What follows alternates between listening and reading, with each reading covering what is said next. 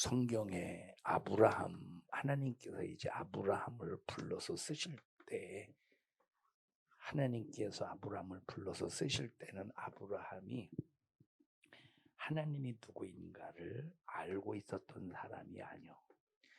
아브라함은 하나님이 누구인가를 전혀 몰랐던 그런 사람이었고, 아브라함의 아버지 이름이 데라였는데, 데라라고 하는 사람은 어떤 일을 했던 사람이냐면, 자, 우상을 깎고 만들어서 팔아가지고 그것으로 생계를 유지하면서 먹고 살던 사람이야. 만약에 하나님의 사람이었고 하나님의 가정이었다면 그 아버지 데라가 우상을 깎고 만들어서 팔았을까? 절대 그러진 않았을 거 아니야, 그치? 그런데 하나님을 몰랐기 때문에 바로 우상을 깎고 만들어서 팔던 그런 잡집안이었는데, 역시 아브라함도 하나님을 믿지 않았던 그런 시대에서 살고 있었던 사람인데, 요때 당시 아브라함과 이 아브라함이 살던 그 시대에 욥이라는 사람이 있었는데, 욥은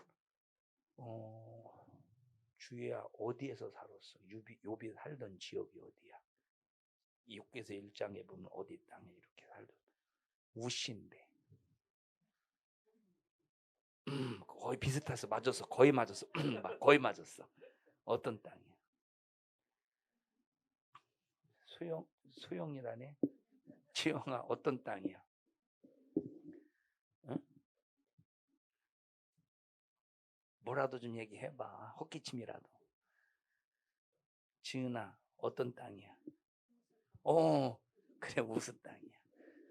그럼 우스 땅이 어디냐면, 자 여기 지금 현재 이만큼 이렇게 요단강이라고 하자. 여기 요단강 성경 요단강 나오지.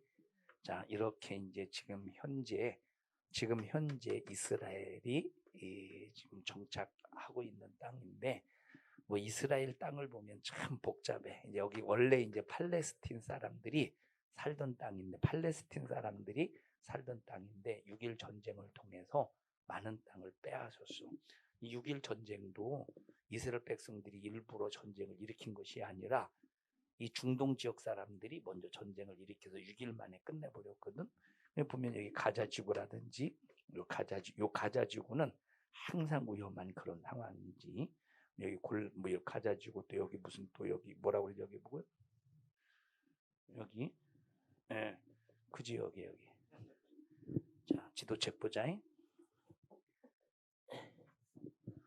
신약 성경 지도 첫 페이지 보자. 자 골란고원이라 여기를 서안지구라고 그래요. 무슨 지구? 자 이스라엘 땅을 51페이지에 자 이스라엘 땅을 놓고 볼 때 이쪽이 서쪽이야 동쪽이야? 동쪽이지. 동쪽. 자 그런데 여기 이제 여기는 요르단 땅인데, 요르단 땅을 놓고 볼 때는 서쪽이지. 그래서 이제 요르단 땅을 놓고 봤을 때 이제 서쪽인데, 웨스트뱅크라고 해가지고 서안지구라고. 원래는 이제 요르단 이제 점령했었는데 이제 이스라엘이 정착촌으로. 자 여기 봐봐. 이제 지금 이렇게 이제 구성이 돼서 하나님께서 가나안 땅으로 주신 땅이 바로 이 땅이었던 거예요. 그 우스라고 하는 땅은 어디가 되느냐? 우스라는 땅은 어디냐면은 요단강을 요단강을 이렇게 놓고 봤을 때 이렇게 이게 거의 한 이 정도 이 정도가 우스 땅이야. 무슨 말인지 알았어? 자 그러면 이 정도 우스 땅인데, 그러면 아브라함은 어디에 살고 있었느냐면 쭉. 자 원래 최초에는 원래는 저 하란에서 이렇게 이제 태어나서 그 아버지 데라가 이동해서 어디까지 이동했어? 갈대아 우르까지 이동하다가 다시 어느 날 다시 이제 바다마람에 이제 하란까지 와서 여기서 정착하는데, 그러니까 그 지역은 다르지만 하란이라는 지역과 이 우스 땅이라는 지역은 다르지만 이 우스 땅에서 욥은 하나님을 믿었던 사람, 하나님을 알았던 사람, 하나님을 섬겼던 사람, 하나님으로부터 칭찬을 받았던 사람인데 전혀 이 하나님께서 이때 당시 욥을 선택해서 쓰신 것이 아니라 하나님을 전혀 몰랐던 믿지 않았던 사람을 쓰셔서 예수님이 이 땅에 오시는 족보를 만들어 가는 거야.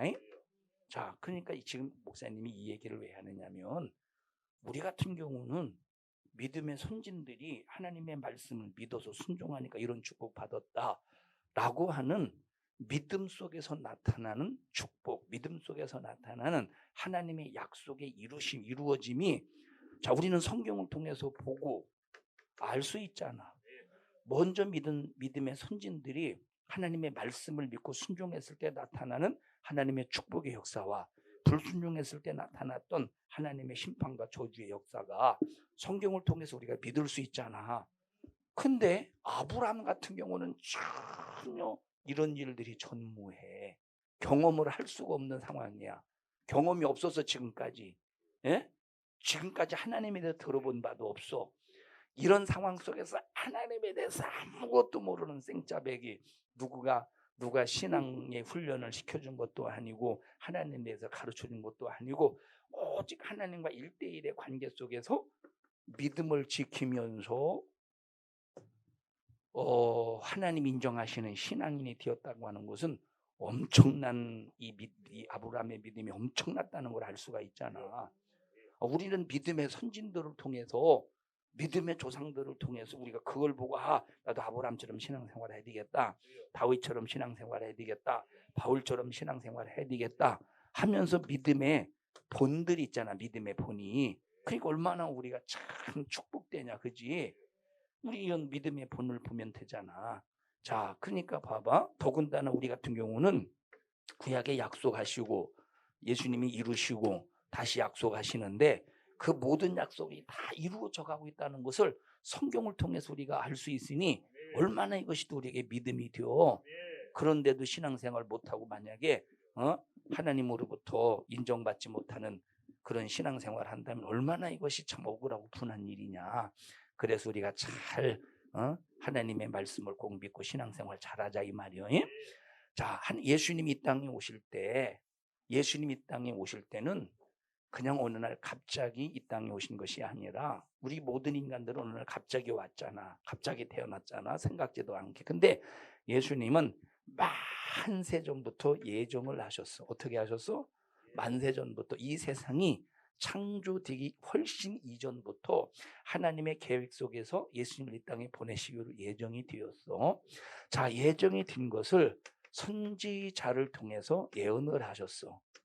다 같이 첫째 예정하시고 선지자를 통해서 예언하시고 예언하신 말씀을 바로 예수님께서 이루셨단 말이에요. 성취하셨단 말이에요.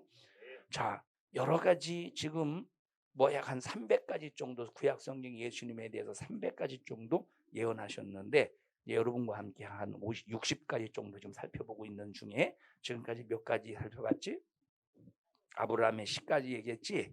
5가지 봤어. 오늘 6번째 뭘 구약 성경이 예언했느냐. 자, 예수님에 대해서 예언한 말씀 6번째. 자, 누구의 아들이다? 예수님은 이삭의 아들로 이 땅에 오실 것이다 하는 것을 예언했단 말이요. 읽어보자. 창세기 21장 12절 시작. 창세기 21장 12절 시작. 하나님이 아브라함에게 이르시되 네 아이나 네 여종을 위하여 근심치 말고 사라가 네게 이른 말을 다 들으라. 이삭에게서 난 자라야 네 씨라 칭함을. 자, 이삭에게서 나는 자라야 네 씨라 칭함을. 그럼 이게 누구에 관한 얘기일까? 이삭에게서 자라야 된대. 이삭에게서 태어나야 된대. 자, 그러니까 봐봐.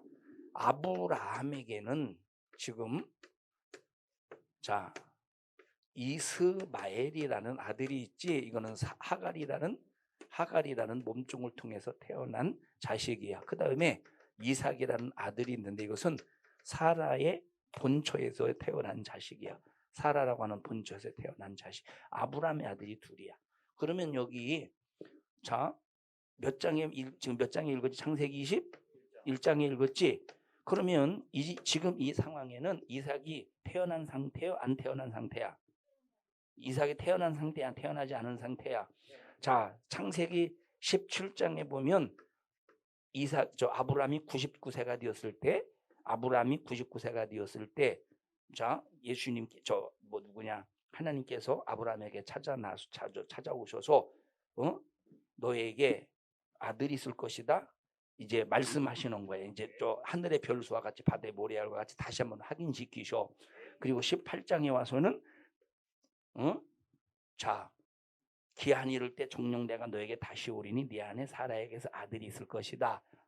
해서 하나님께서 99세에서 약속하시고 19장 20장에 쭉 보면은 아브라함이 이제 이삭을 출산한단 말, 이삭을 이제 태어난단 말. 그러니까 21장에 있는 말씀 이미 이삭이 태어난 상태야. 그럼 지금 아들이 둘이 있지, 이스마엘과 이삭이 있단 말이야. 그러니까 지금 아브라함을 통해서 하나님께서 예수가 오실 것을 이제 예언하셨는데, 아브라함을 통해서 예수가 이 땅에 오실 것을 예언하시는데, 아브라함을 통해서 이 땅에 오시는 예수가 이 땅에 오시는 이 하나님께 족보를 만드는 이유는 뭘 만드시려고 그랬어? 뭘 갖게 하시려고 예수님의 역사성을 갖게 하시려고 해? 역사성을 갖게 해야 참 사람이 되는 거야. 뭐가 되는 거야? 자, 예수님은 첫째 참 하나님이셔. 참 하나님. 자, 우리 인간을 구원하시기 위해서는 첫째 참 하나님이어야 돼. 인간을 구원하기 위한 조건은 첫째 뭐여야 돼? 참 하나님이어야 돼. 두 번째, 우리 인간을 구원하기 위한 조건 두 번째는 뭐야? 참 사람이어야 된다는 거야. 참 사람이어야 우리의 죄를 대신 짊어지고 피 흘려 죽으실 수 있는 거야. 참 하나님이어야 죄가 없어 인간보다 크단 말이야. 그러니까 구세주가 되려면 참 하나님이어야 되고 참 사람이어야 돼. 이 두 가지가 충분 조건 속에서 이루어져야 되는 거야. 자, 그럼 우리가 그러면 참 하나님은, 자, 참 사람이라는 것은 뭐냐면, 참 사람이라는 것은 죽을 권리야. 참 하나님은 사실 권리란 말이야. 예수님께서는 죽을 권리로 죽으시고 살 권리로 사시는 거야. 그래서 참 사람과 참 하나님의 자격, 신분을 가지고 이 땅에 오셨는데, 그러면 참 사람으로 오시려면 반드시 뭘 만들어놔야 돼? 역사성을 만들어야 된다는 거야. 참 사람이면 뭘 만들어야 돼? 역사성을 만들어놔야 된다. 참 하나님이려면, 자, 참 하나님을 뭘 만들어놔야 돼? 신성임을 밝혀야 되는 거야. 그래서 성경에 보면 예수님은 신성을 가지고 계시다는 것이 마태복음 1장에서도 나오고, 여러 군데에서 처녀가 잉태의 아들을 낳을 것이나 거기에서도 나오고 족보에 대해서도 나오지. 이것이 바로 우리 인류를 구원하실 구세주의 조건이야. 구세주의 조건. 다시 구세주의 조건. 뭐와 뭐? 신성과 역사성을 가져야 되는데, 신성은 뭘 말해주고? 참 하나님임을 말해주고, 역사성은 뭘 말해주고? 참 사람임을 말해주는 거야. 그래서 아브라함의 씨로 올 것이다 하는 것은 역사성을 위해서 필요한 말씀이야. 그런데 여기서 이스마엘이 자식을 낳았을까 안 낳았을까? 이스마엘이 자식을 낳았으니까 지금 아랍의 모든 사람들이 전부 누구의 후손이야? 이스마엘의 후손이야. 저 중동의 모든 나라들의 지금 사람들이 누구의 후손이야? 이스마엘의 후손이야. 이슬람을 섬기고 있는 사람들이 누구의 후손이야? 이스마엘의 후손이란 말이요. 자, 그러니까 분명히 이스마엘도 씨를 가지고 후손을 번성시키고 이삭도 씨를 가지고 번성을 시키는데, 그런데 여기서 이 창세기 21장에서 여기서 예수라는 말은 없지만 인류를 구원하실 예수, 다시 말하면 복의 근원, 그 복의 근원으로서 예수가 이 땅에 오시는 일에 이스마엘의 씨를 통해 온다, 이삭의 씨를 통해 온다, 이삭의 씨를 통해 온다는 걸 말해주고 있는 거야. 그래서 예수님은 이삭의 아들, 아브라함의 아들로 오시고 이삭의 아들로 오시고 이삭의 아들이 누구야? 야곱의 아들로 오신다는 거야. 이걸 성경의 구약에 예언해 주시는데 예언하신 그대로 자 누가복음 3장 보자. 누가복음 3장 23절부터 보자.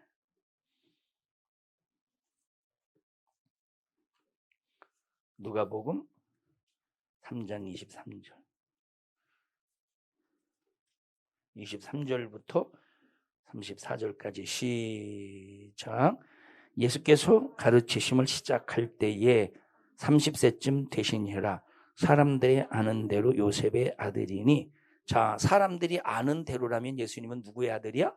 요셉의 아들이야. 이게 사람이 아는 대로야. 그런데 자 보자. 요셉의 아들이요. 요셉의 아들이 그 다음부터 시작.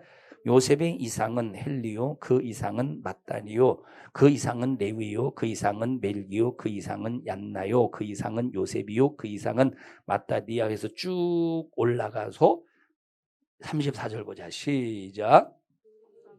야곱이요, 그 이상은 이삭이요, 그 이상은 아브라함이요. 자, 지금 그래서 쭉 이렇게 이제 족보에 대해서 얘기하고 있지, 그지? 족보에 대해서 얘기할 때 예수님부터 그 족보가 쭉 올라가는데 여기 지금 여러분과 함께 읽은 이 지금 여기 누가복음 3장에 있는 이 족보는 역사성 속에서 족보를 말했을까? 신성 속에서 족보를 말했을까? 역사성 속에서 족보를 말했지. 그래서 역사성 속에서 족보를 말했기 때문에 지금 사람이 보는 관점에서 누구의 아들로 봤어? 요셉의 아들로 보고 쭉 족보를 타고 올라가는 거야.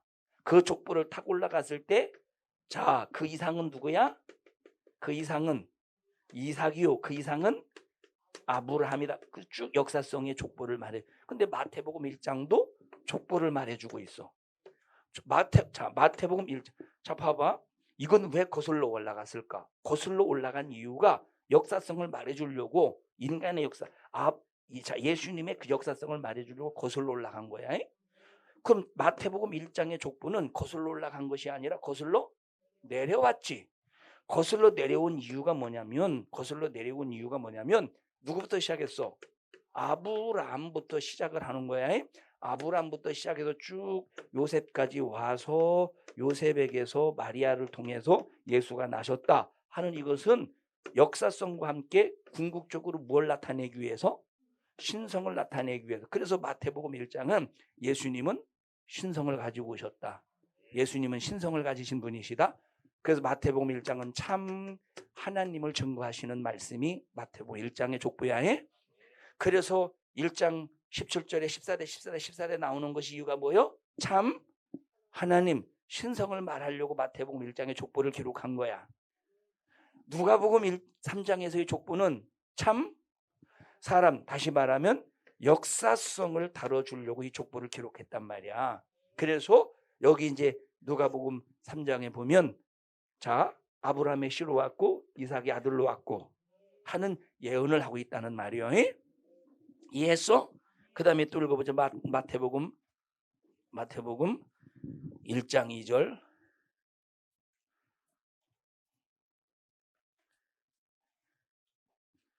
시작.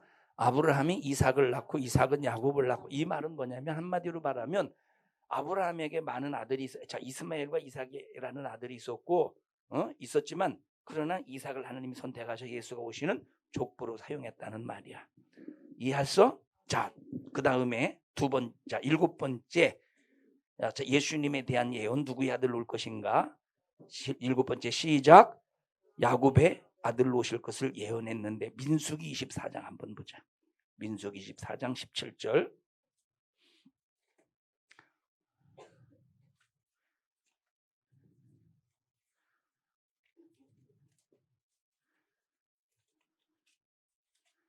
민수기 24장 17절.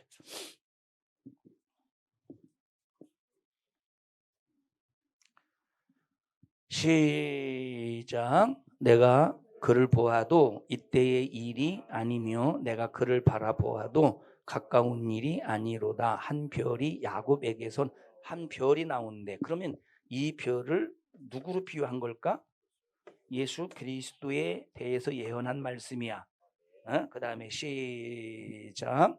야곱에게서 나오미부터 시작. 한 별이 야곱에게서 나오며 한 홀이 이스라엘. 자, 이 홀이라는 말은 우리 장군 같은 사람, 장군이나 이런 사람들이 딱 그 쥐봉 같은 그 막대기가 있지.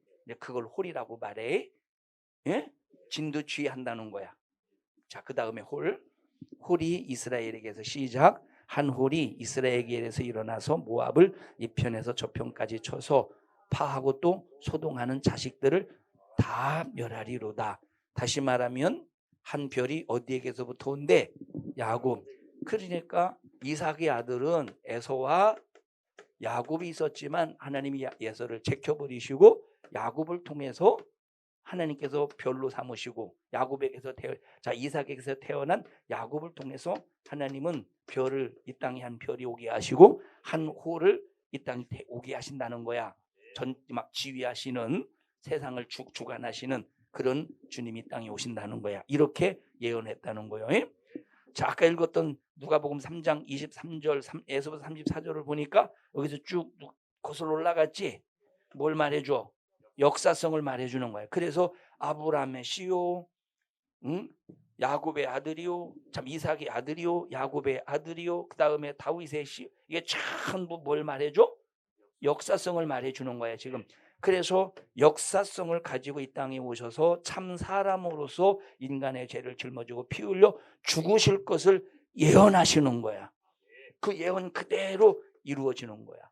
성경은 뭐라고 말할까? 참 하나님의 논리로 정확한 말씀이 한치의 착오도 없단 말이에요.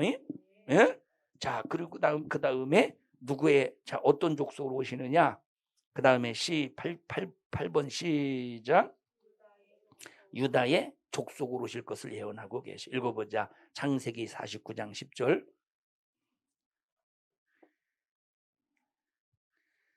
창세기 49장 10절.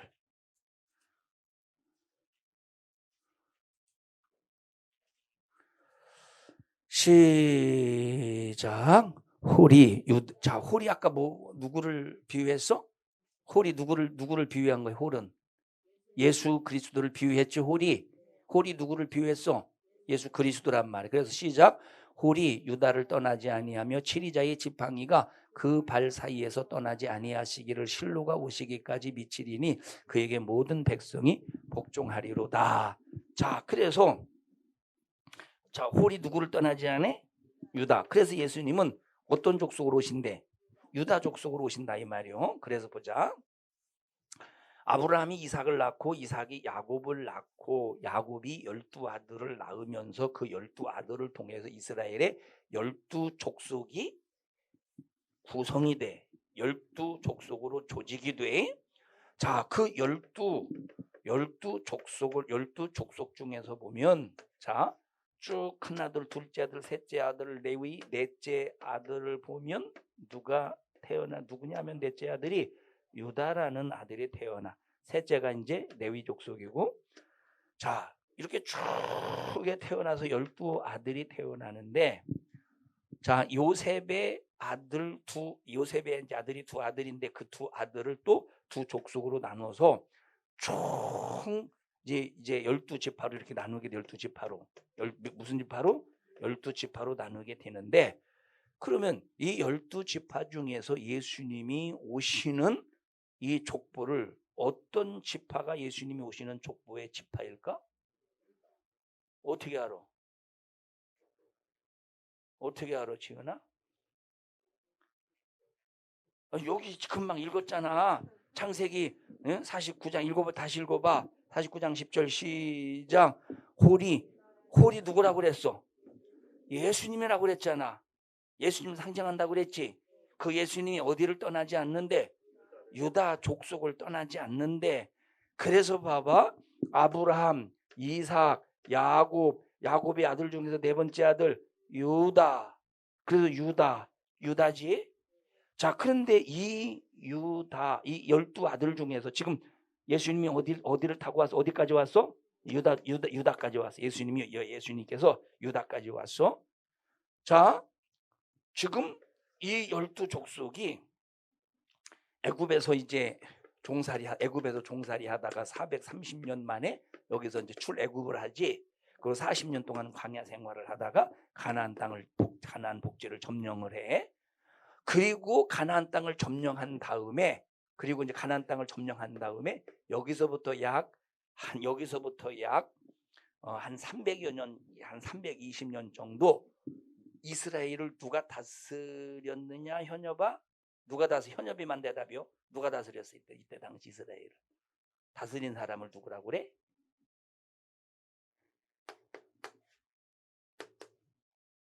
맞춰봐.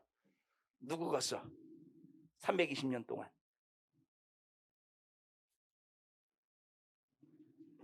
누구겠어? 주희야. 금방 이렇게 하잖아. 이렇게